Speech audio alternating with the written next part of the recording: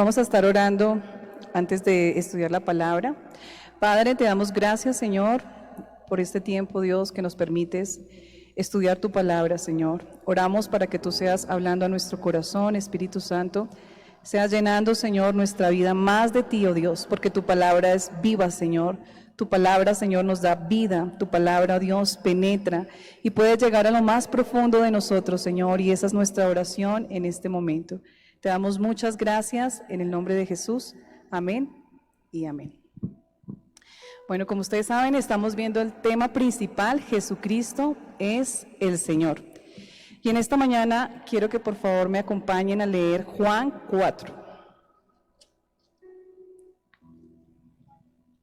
Juan 4, capítulo 4, versículo 1. Bueno, vemos que cuando nosotros vamos a la palabra, encontramos muchas riquezas, encontramos muchas cosas que el Señor quiere que nosotros las conozcamos, pero muchas veces no las conocemos porque no la leemos, no la estudiamos, no la escudriñamos. Y cuando nosotros nos vemos de pronto expuestos en alguna situación, en algún espacio, no sé si de pronto usted se ha sentido corto al querer darle una palabra a una persona y no tiene cómo decirlo, ¿sí? Y esto de pronto ha sido negligencia de parte de nosotros, porque cuán importante es ir a ella, cuán importante es ir todos los días a esa fuente de vida, porque allí es donde conocemos a Jesús, allí conocemos la vida eterna. Y entonces vemos que es muy importante conocer todo lo que el Señor nos ha dicho en ella. Vemos que en el capítulo 4, quiero que por favor me acompañen a leer el versículo 1. Cuando pues el Señor entendió que los fariseos habían oído decir, Jesús hace y bautiza más discípulos que Juan, aunque Jesús no bautizaba sino sus discípulos, salió de Judea y se fue otra vez a Galilea. Aquí en este principio nace una razón de por qué Jesús tiene que movilizarse a otro lugar. Vemos aquí que realmente Jesús hasta ahora estaba iniciando su ministerio. Era realmente muy prematuro que él se enfrentara a los fariseos. Y no era porque Jesús tuviera miedo o temor, sino porque todavía no era el tiempo. Vemos que faltaba mucho para que el Señor Jesús tuviera, digamos, el proceso en su ministerio aquí en la tierra. Desde el principio, cuando llegó Jesús, empezó a impactar a Israel. Vemos que era un hombre que tenía poder, y no un poder o una autoridad humana, sino era una autoridad que venía desde el cielo. Entonces, esto, digamos, para la situación en la que estaba en ese tiempo Israel, era algo que llamaba mucho la atención.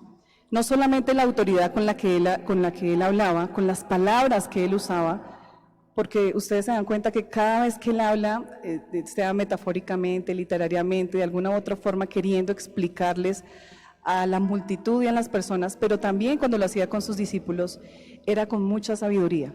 Era tanta la sabiduría que obviamente llegaba a tocar esos corazones aún de los fariseos. Entonces, ¿qué pasaba cuando ellos veían que Jesús sanaba? ¿Qué pasaba cuando ellos veían que Jesús estaba allí haciendo cosas que de pronto hacía mucho tiempo ellos no veían? Precisamente Juan el Bautista había preparado el camino, pero era muy diferente el ministerio de Juan al ministerio de Jesús. Jesús era la promesa de Dios cumplida en la tierra. Entonces vemos que era impactante lo que estaba haciendo Jesús, aunque Jesús de alguna manera u otra era discreto. Porque si ustedes se dan cuenta, los primeros milagros que él empezó a hacer les decían, no le cuente a nadie, no le diga a nadie.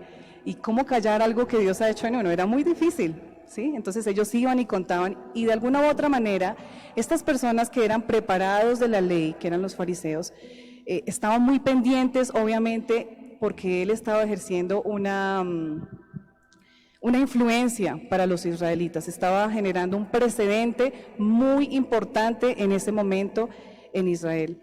Entonces vemos que realmente Jesús no quería tener ese encuentro todavía con los fariseos, y por esta razón decide irse a Galilea. Vemos que Jesús tenía ahora más seguidores que Juan.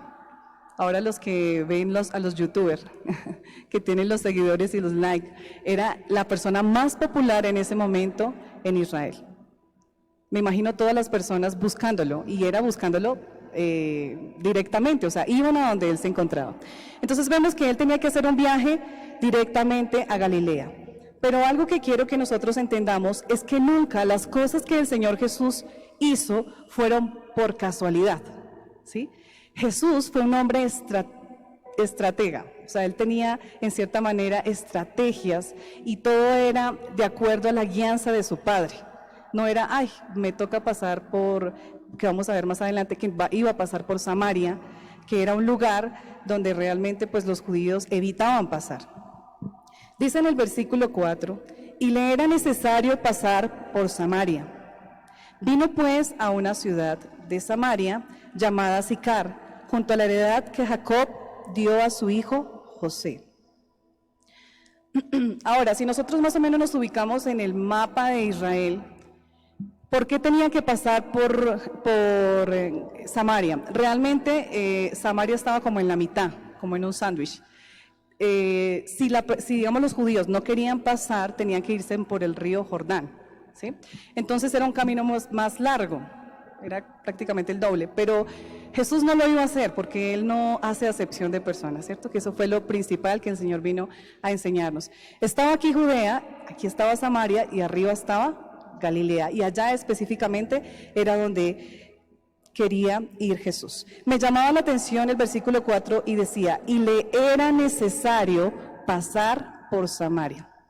Quiero que nos detengamos un momentico acá, porque esto no solamente lo habla geográficamente, que le era necesario pasar por ahí, sino porque había un propósito más allá, ¿sí? Había un propósito más alto, que era poder ir a mostrarles a estas ciudades de que el Mesías había llegado.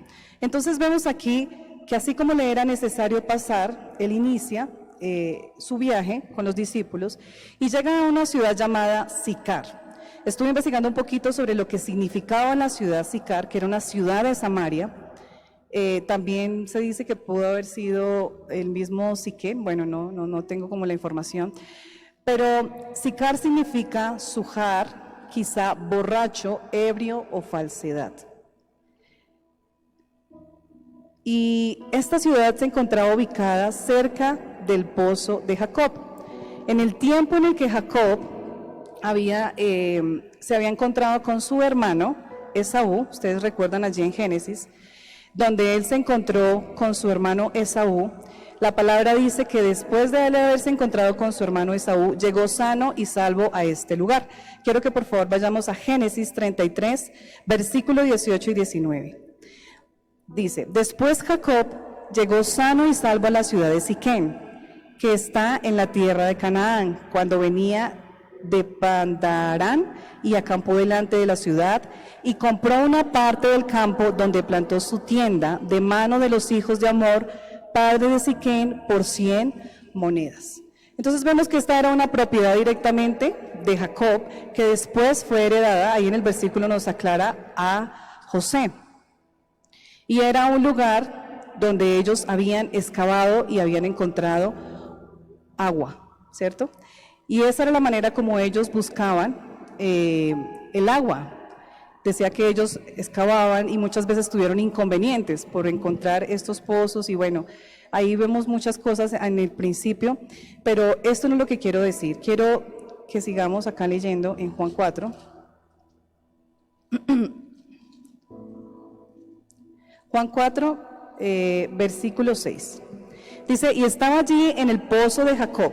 Entonces Jesús, cansado del camino, se sentó así junto al pozo. Era como la hora sexta. En ese momento Jesús tenía hambre, tenía sed, ¿sí? Pues era un viaje donde no se hacía en vehículo ni nada de eso, sino era un viaje rústico. Tocaba caminando o con animales y no era fácil. Vemos que él había enviado a los discípulos, eso lo vemos en los versículos más adelante. Y la hora sexta era más o menos al mediodía, o sea, era la hora donde hacía más calor. Las personas que han podido ir a Israel, no mentira, nosotros todavía no hemos podido ir a Israel, pero algún día, si Dios nos lo permite, vamos a ver el clima que es allí, es un clima muy fuerte, caluroso, seco. Y vemos que era un momento donde Jesús tenía una necesidad física. Pero dice en el versículo 7, vino una mujer de Samaria a sacar agua y Jesús le dijo, dame de beber. Este encuentro Jesús ya lo había provocado, o sea, no fue una casualidad que llegara esta mujer sola a este lugar. Y de pronto se dice en algunos comentarios que esta mujer quizás iba a esa hora porque había sido una mujer que no había tenido una vida muy agradable frente a su sociedad, frente a las personas. Era de pronto una mujer que de alguna u otra manera había incumplido frente a la ley de lo que se exigía para una persona normal. Y de pronto pudo ser, hay varias hipótesis, pudo ser que ella iba para no encontrarse con la gente cuando iba a sacar el agua. Era una necesidad ir a sacar el agua. Y vemos que Jesús le dice, dame de beber. Era una necesidad que tenía Jesús. Pues acá aclara, pues sus discípulos habían ido a la ciudad a comprar de comer. Versículo 9 dice, la mujer samaritana le dijo, ¿cómo tú, siendo judío, me pides a mí de beber, que soy mujer samaritana? Porque judíos y samaritanos no se tratan entre sí. Entonces vemos que los samaritanos y los judíos no se trataban entre sí, eran enemigos. Era algo que había sucedido y los samaritanos eran obviamente judíos, ¿sí? Pero había una de las disputas que ellos creían, y ellos creían que, digamos, una de las cosas que, digamos, como que se chocaban, era que ellos creían que la adoración se debía hacer en el monte de Gerizim. Eso era lo que creían los samaritanos. Y los judíos creían que la adoración se debía hacer en el monte de Sión, en Jerusalén. Y ahí estaban en esa guerra. Había muchas otras cosas, pero esa era una de las cosas que ellos peleaban, ¿sí?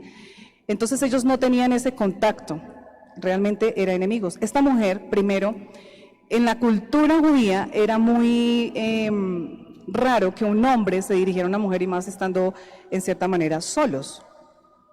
Por eso ella se sorprende, ¿cómo tú siendo judío me pides a mí de beber que soy mujer samaritana? Porque judíos y samaritanos no se tratan entre sí. Pero Jesús va más allá de los esquemas humanos. Jesús rompe todas las limitaciones y eso fue lo que pasó cuando Jesús vino a la tierra.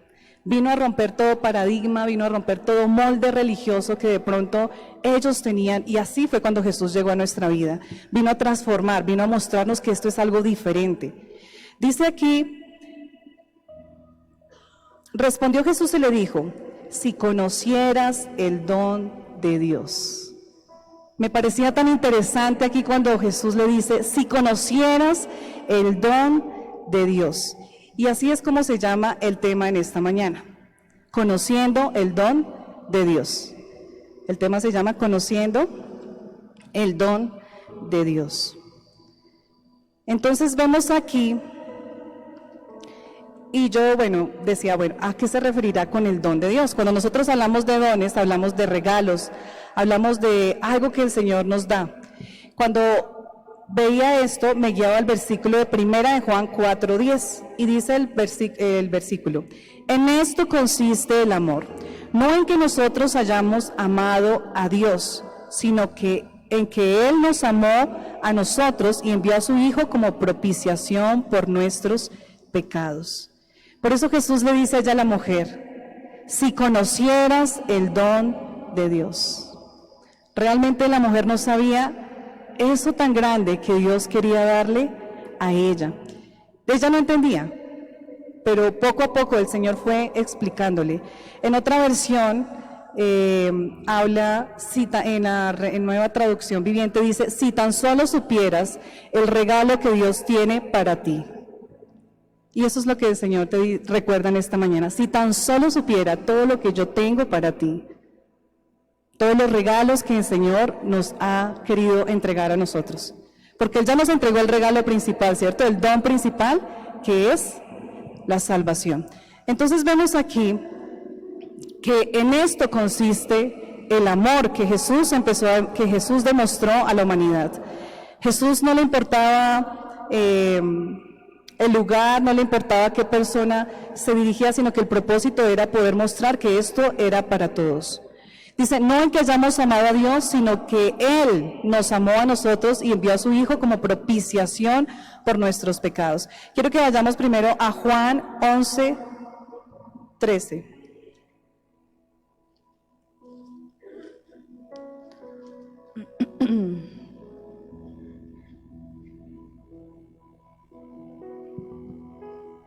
No es San Juan 11:13.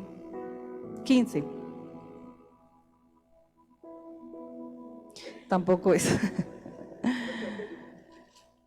Es que lo tengo aquí como reforzando la parte de si conocieras el don de Dios.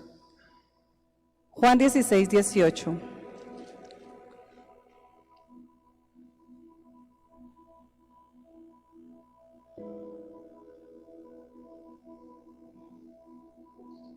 Tampoco.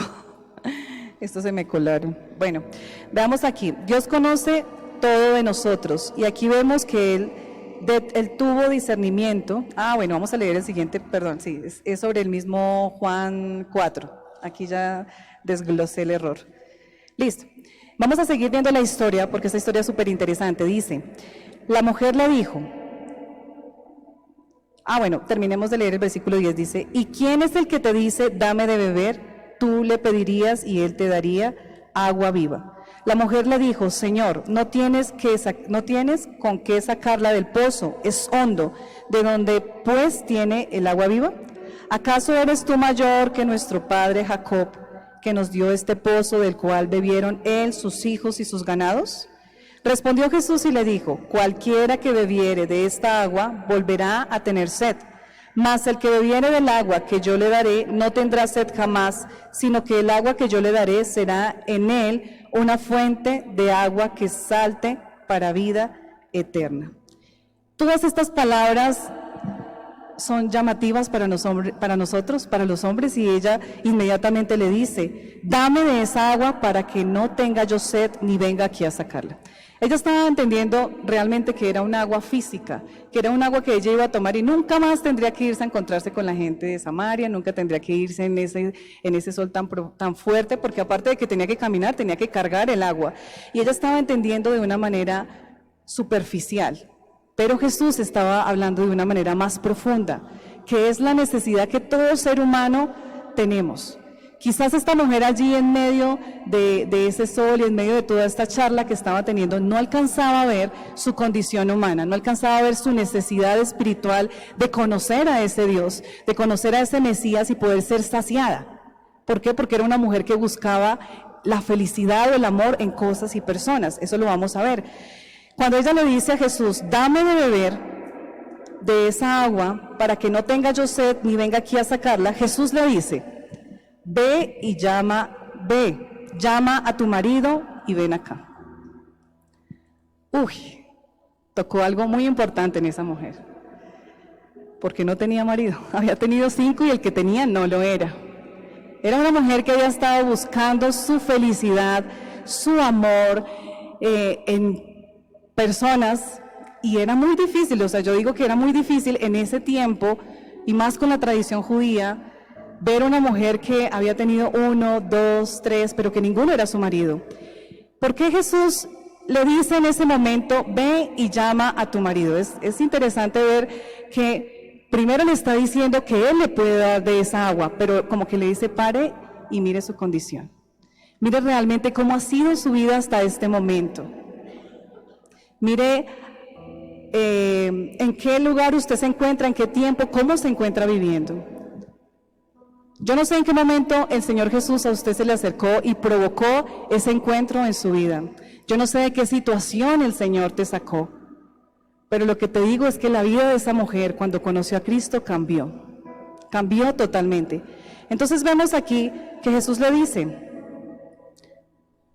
le dice la mujer 17, respondió la mujer y dijo, no tengo marido. Jesús le dijo, bien has dicho, no tengo marido, porque 5 maridos has tenido, y el que ahora tienes no es tu marido. Esto has dicho con verdad. Y ella se sorprende. Dios conoce de nosotros, conoce de ti. Y aquí vemos que él tuvo discernimiento, conocía la vida de esta mujer y le recuerda su pecado, no para acusarla. Él quería mostrarle su necesidad, quería mostrarle su problema, quería decirle que solamente él puede llenar su corazón, que ella puede seguir con ese sexto marido, pero puede cansarse porque lo que está buscando no lo va a encontrar en él y puede seguir con el séptimo. Imagínense si no se hubiera encontrado con Jesús, ¿cuántos serían antes de que ella muriera? Serían muchísimos. En estos últimos tiempos, en este tiempo en que nosotros estamos, hay una gran necesidad espiritual. Yo no sé si cuando ustedes salen a la calle, ustedes se dan cuenta, muchas veces Dios nos muestra, o las actitudes de las personas nos muestra esa gran necesidad. Precisamente ayer hablando con la hermana Floralba me decía, ay Jenicita, casi me desmayo el viernes, ¿cierto? Casi me desmayo el viernes que salí a la plaza principal y vi a dos muchachos de la mano cogidos como novios en la calle. Y ahora realmente aquí en La Calera es muy común ver esto, no solamente hombres sino también mujeres. Miremos hasta dónde ha llegado nuestro mundo, hasta dónde ha llegado nuestra sociedad. Y es impresionante, uno, digamos, en mi caso yo digo, Dios mío, que los niños no vayan a ver esto. Igual uno les explica, pero es algo que uno dice, ¿hasta qué punto ha llegado la sociedad? Eso solamente es lo que nosotros alcanzamos a percibir. Nosotros no alcanzamos a percibir lo que hay en los corazones de las personas. Y hay una necesidad inmensa. En los tiempos de la mujer samaritana había una necesidad inmensa. En los tiempos de nosotros hay una necesidad de Jesús. Pero les tengo una buena noticia, que Jesús vino a redimir esas vidas. Él vino a traer salvación. Y entonces vemos aquí que en estos últimos tiempos hay una gran sed espiritual. Hay muchas personas en el mundo que buscan intensamente una refrescante fuente que pueda satisfacer su anhelo de encontrar significado y dirección en su vida. Realmente la sociedad lo pide a gritos. Colombia está pidiendo a gritos que Jesucristo sea su Señor. Piensan que, viendo la situación que está pasando en nuestro país, que un gobernante, que un hombre puede cambiar, puede transformar, que un partido político puede transformar a Colombia, y usted sabe que eso no es así. Nosotros sabemos que eso no es así, porque mientras sea de parte de un hombre es muy difícil. En cambio, si fuera dirigida por el Señor, si el Señor Jesucristo estuviera en cada hogar, habrían luces encendidas en los hogares, habría paz en los hogares, habría vida, habría restauración, habría niños que crecerían teniendo temor del Señor. Entonces vemos cuán necesario es que Cristo more en los corazones. Su espíritu implora experiencias de paz y tranquilidad para nutrir y vivificar su corazón marchito. Veamos en el versículo 14. Mas el que bebiere del agua que yo le daré no tendrá sed jamás, sino que el agua que yo le daré será en él una fuente de agua que sale para vida eterna. Inmediatamente cuando nosotros vemos que podemos tener un cambio con el Señor Jesús, esto repercute en donde nosotros nos encontramos, esto repercute en mi familia, esto repercute en nuestra sociedad, porque no puede seguir una persona viviendo de la misma manera. Y vamos a ver lo que sucedió con la mujer samaritana. Dice en el versículo 29, venid, ved a un hombre que me ha dicho todo cuanto he hecho, ¿no será este el Cristo? Dice en la palabra y en la historia que la mujer, dejando su cántaro al ver y asombrada de que Jesús había revelado todas sus intimidades, de alguna manera le había hablado a su corazón, ella dejó su cántaro y se fue corriendo a Samaria. Y allí en ese lugar, ella empezó a decirles a todos, vamos, vamos porque parece que allí está el Cristo, decía ella. Pero en el versículo 40, dice, entonces vinieron los samaritanos a él y le rogaron que se quedase con ellos y él se quedó allí 2 días. Quiero que vayamos también a Juan 7:37. Dice Juan 7:37. En el último y gran día de la fiesta, Jesús se puso en pie y alzó la voz diciendo, si alguno tiene sed, venga a mí y beba. El que cree en mí, como dice la Escritura, de su interior correrán ríos de agua viva. Esto dijo del Espíritu que había de recibir los que creyesen en él, pues aún no había venido el Espíritu Santo, porque Jesús no había sido aún glorificado. Entonces vemos aquí que el versículo donde Jesús le había dicho a la mujer que bebiera de esa agua de la cual ella nunca tendría sed, era una palabra metafóricamente. ¿A qué se refería esto? El versículo 38 nos da la respuesta. Si ustedes ven en el versículo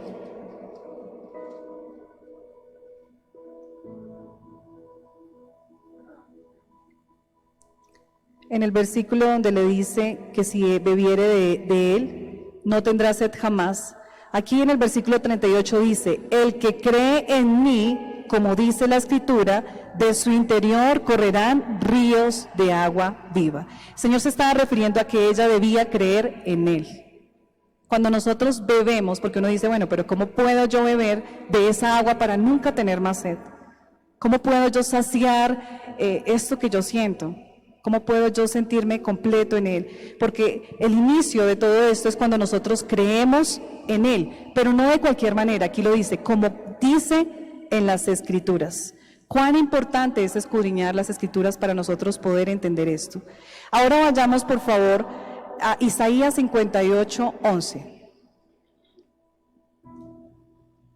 Dice en Isaías 58:11, Jehová te pastoreará siempre, y en las sequías saciará tu alma, y dará vigor a tus huesos, y serás como huerto de riego y como manantial de aguas, cuyas aguas nunca faltarán. Vemos aquí que Jehová quiere saciar esas sequías que hay en nosotros. Muchas veces nuestra vida está seca. ¿Qué le vamos a dar a las personas? ¿Qué vamos a hacer esa fuente de vida eterna para otros cuando nosotros estamos secos? Cuando en nosotros no hay esa agua que proviene del Señor.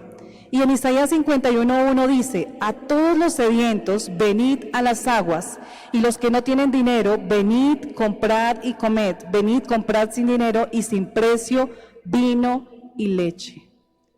Esas aguas que nos sacian a nosotros son aguas que el Señor nos lo da como un don, como un regalo para nosotros. Son aguas que no tienen para nosotros como tal un precio, porque han sido regaladas. Es el regalo, es el don de Dios, es su Hijo entregado a la humanidad, es la propiciación, Él siendo sacrificado, siendo molido allí en la cruz por nosotros. Son esas aguas que pueden saciar nuestro corazón. Eso es beber e ir a Cristo y ser ahora estanques de aguas vivas que transmiten vida a otros, porque esas aguas sanan, restauran, sacian todo de nosotros. Realmente la sociedad se encuentra enferma, se encuentra muy lejos de Dios, pero es porque no ha conocido de esas aguas. Y vamos a ver con la historia que estábamos leyendo en el capítulo 4. Dice allí en el capítulo 4 que después de que los hombres decidieron ir, escucharon lo que la mujer les había dicho, esto les causó curiosidad y dijeron, bueno, vamos a ver qué sucede. Y dice en el 40, entonces vinieron los samaritanos a él y le rogaron que se quedase con ellos, y se quedó allí 2 días. Y creyeron mucho más por la palabra de él. Es muy diferente cuando yo, de alguna manera u otra, voy y contagio a una persona y le ofrezco de esas aguas que pueden saciar su alma. Le ofrezco de esa persona tan importante que puede llenar el corazón de esas personas. Hay muchísimas familias que en este momento están destruidas. Hay muchísimas personas que no le encuentran sentido a la vida, que sencillamente están y viven porque sí, pero sin ningún propósito. Y cuando nosotros vamos a Cristo encontramos un propósito. Así estaba la mujer samaritana, sin propósito.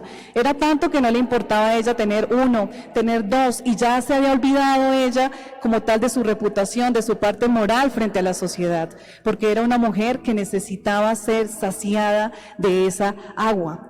Y vemos que eso era lo que les llamaba la atención a ellos. Si ellos dicen, si la mujer está diciendo que hay esa persona que puede adivinar la vida de esta mujer, porque ellos sí la conocían, y no era un samaritano, sino era un judío, nadie le había contado, sino que el Señor le había sido revelado esto de esta mujer. Pero cuando ellos vinieron y decidieron acercarse, dice que entonces ellos creyeron mucho más. Cuando usted es invitado a una iglesia, cuando usted invita a una persona, pero cuando esa persona va a Cristo directamente, esa persona puede creer mucho más, porque es una relación directa con Él, porque es una comunión directa con Él. Es esa comunión que el Señor quiere que establezcamos con Él todos los días. Muchas veces nosotros pensamos que nuestras fuerzas, que nuestras capacidades, nosotros podemos hacerlo, pero no es así. Solamente dependiendo de Dios, es la única manera. Y dice el versículo 42, y le decían a la mujer: ya no creemos solamente por tu dicho. Ya no solamente hemos ido a Jesús por lo que tú nos has contado, por lo que tú nos has testificado, porque esa mujer había decidido tomar de esa agua, y gracias a ella haber tomado de esa agua, ahora era fuente de vida eterna para otros. Fue solamente un instrumento que Dios usó para que ella llevara a los samaritanos, para que ella reconciliara a los samaritanos con Dios.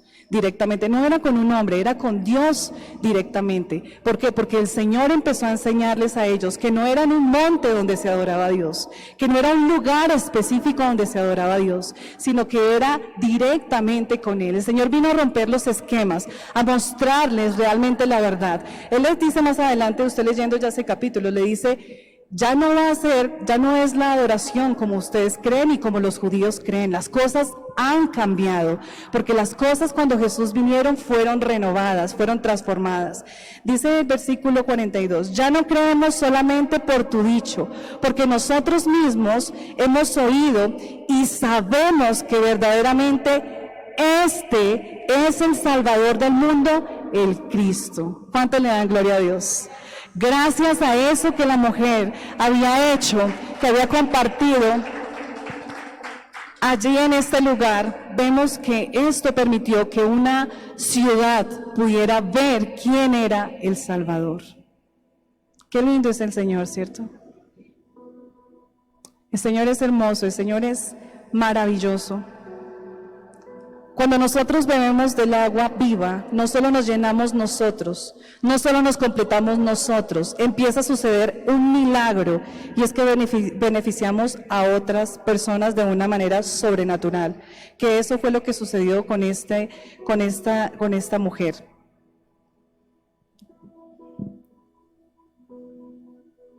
Todos los que estamos aquí ya hemos bebido de esa agua, ¿cierto? Hemos sido saciados de esa agua. Y la promesa del Señor Jesucristo es que usted y yo nunca tendremos sed. El enemigo ha venido a traer a nosotros y a nuestra vida mentira, y ha venido a engañarnos muchas veces, porque eso lo dice la palabra, que Él ha venido a matar, Él ha venido a destruir. También dice la palabra que Él anda como león rugiente buscando a quien devorar, y Él se preocupa por querer derrotar la fe que hay en nosotros. Pero hermanos, algo que yo le quiero recordar a usted en esta mañana es que el Señor, como lo dijo en el versículo 14, mas el que bebiere del agua, yo le daré, no tendrá sed jamás. Muchas veces el enemigo le puede traer pensamientos a usted que usted no está completo, que usted no está siendo saciado, que usted no encuentra sentido en la vida. Pero esto es una mentira que nosotros debemos derrotar, porque la palabra nos enseña algo totalmente diferente. La palabra nos enseña que cuando nosotros vamos a Cristo somos llenos, somos completos, somos saciados. Y por eso nosotros debemos de recibir de ese don. Cuando nosotros vemos la palabra don, no solamente se está refiriendo específicamente a ese regalo, porque en la gracia, en el regalo que el Señor nos da todo. Ustedes lo pueden ver allí en Gálatas 5:22. Vamos y miramos rápidamente. Gálatas 5:22, que era precisamente el devocional de lo que estábamos hablando esta mañana sobre el gozo. Los que no han escuchado el devocional, los invitamos a que lo escuchen en este día. Dice Gálatas 5:22, mas el fruto del Espíritu es amor. Y cuando usted bebió de esa agua, usted recibió el Espíritu en su vida. Pero ¿qué viene cuando nosotros recibimos al Espíritu? Dice que recibimos amor, gozo, paz, paciencia, benignidad, bondad, fe, mansedumbre, templanza. Contra tales cosas no hay ley. Entonces, cuando nosotros recibimos a Jesús, hemos recibido su amor, hemos recibido su gracia, hemos recibido su gozo. De esa misma manera nosotros podemos ser buenos, podemos ser apacibles, podemos tener templanza, dominio propio. De esa misma manera usted puede decir, no, yo no puedo sentirme derrotado, yo no puedo sentirme, porque eso es lo que quiere Satanás. Tener que nosotros tengamos pensamientos de derrota, pensamientos de fracaso, pensamientos y emociones que nos afectan a nosotros, de amargura, de tristeza. Yo no sé cómo se sentía esa mujer, quizás estaba siendo aislada por la sociedad, le tocaba ir a recoger agua. Ahora ella, quizás la que había sido menospreciada allí en ese lugar, ahora les había llevado las buenas nuevas, que era la salvación. Porque eso es lo que viene el Señor, a reconciliar a la humanidad. Entonces es importante que nosotros veamos cuán necesario es para nosotros tener presente ese don. Cuando tú vas a Jesús directamente, Él te convence, te sacia, te llena, te transforma y te hace parte de su reino. Cuando nosotros hablamos del reino, porque si ustedes se dan cuenta, cuando Jesús iba a predicar allí en diferentes lugares, Jesús siempre hablaba del reino y Él decía, he venido a traer el reino, he venido a traer las buenas nuevas y para eso mi Padre me ha enviado. ¿Por qué? Porque el reino de Dios, que era Jesús mismo, el pan de vida, el verbo hecho carne, había descendido del cielo a la tierra a establecer su reino. Anteriormente ese reino no existía, era un reino totalmente dirigido por Satanás, que eso nosotros lo vemos, él es el príncipe de este mundo y todos estábamos bajo esa opresión. Pero en el momento que nosotros vamos a Jesús, somos libres, somos transformados a través de su reino, porque ahora nosotros somos nueva criatura, somos una nueva sociedad, somos unas nuevas personas, porque tenemos a Cristo en nuestro corazón. Ya no pertenecemos a ese reino del mundo, ya no pertenecemos a las tinieblas, ya no pertenecemos a Satanás, sino que hemos sido trasladados al reino de la luz. Entonces, vemos que nosotros, cuando vamos a ese reino, viene una nueva creación y nos convierte en luz. Eso también nos da el don de Dios, nos convierte en luz, nos convierte en sal, en instrumento en sus manos, y así nos puede dar a nosotros ese testimonio para nosotros poder darle a nuestros hijos, a nuestras generaciones, a nuestro esposo, en los lugares donde nosotros nos movemos. Para todos los que nos conocen, nos llena de bondad y nos enseña a hacer las cosas con amor, con gozo, con agradecimiento, que eso es lo que necesita esta sociedad, que podamos servir a otros con amor. Quiero que por favor vayamos a Isaías 12:3.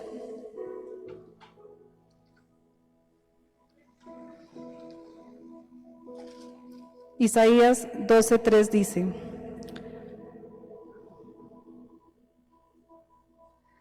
sacaréis con gozo aguas de las fuentes de la salvación. Y hay otra versión que dice: con alegría ustedes beberán abundantemente de la fuente de salvación. Eso es lo que el Señor quiere, que nosotros bebamos abundantemente de Él, abundantemente de su palabra, abundantemente de lo que el Señor ha traído a través de su don. Y para terminar, leamos Apocalipsis 22, 1 y 2. Versículo 1 y 2.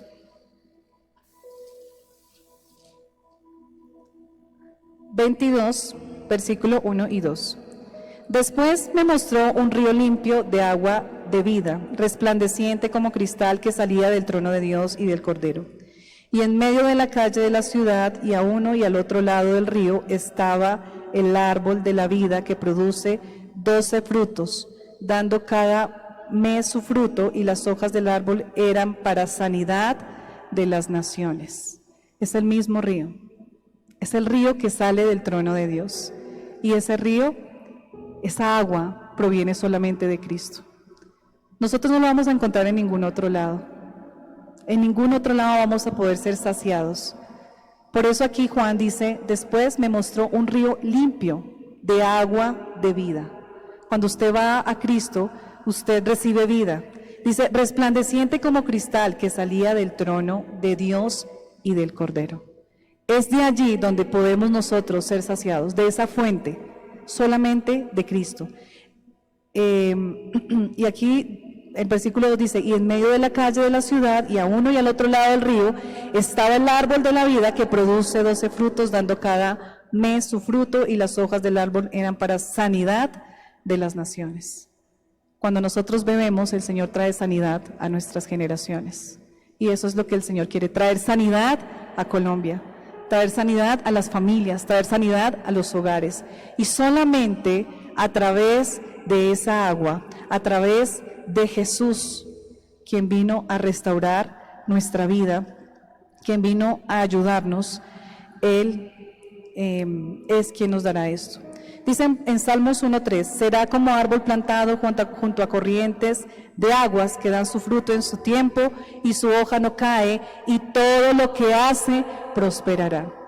Hermanos, no se sientan derrotados, siéntanse victoriosos, porque ustedes ya han bebido de esa agua. Ustedes tienen una nueva ciudadanía. Las cosas viejas pasaron, y aquí todas son hechas nuevas. Todo pensamiento, toda quizás cosas que llegan a nosotros, porque muchas veces llegan las cosas que nosotros hicimos anteriormente, y dice la palabra en Isaías, no traigáis a vosotros las cosas pasadas. ¿Cierto? Porque dice que el Señor allí en el desierto hará cosas nuevas. Con su agua llenará esos lugares. Quiero que por favor nos pongamos sobre nuestros pies y vamos a presentarle a Dios y a darle gracias por su palabra, por recordarnos que nosotros ya hemos bebido de su agua, que nosotros ya hemos sido saciados y que es tiempo de que hagamos lo que hizo la mujer samaritana, ser esa fuente de vida eterna para otros. El Señor Jesús siempre hablaba.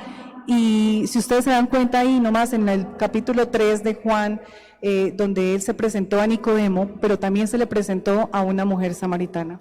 Se le presentó a Nicodemo siendo uno de los principales de los fariseos, pero también se le presentó a una mujer quizás menospreciada por una sociedad. Y así era el Señor, evangelizando, siempre estableciendo su reino, y es lo que quiere que usted y yo hagamos desde este día. Padre, te damos gracias, Señor, en esta mañana, Dios.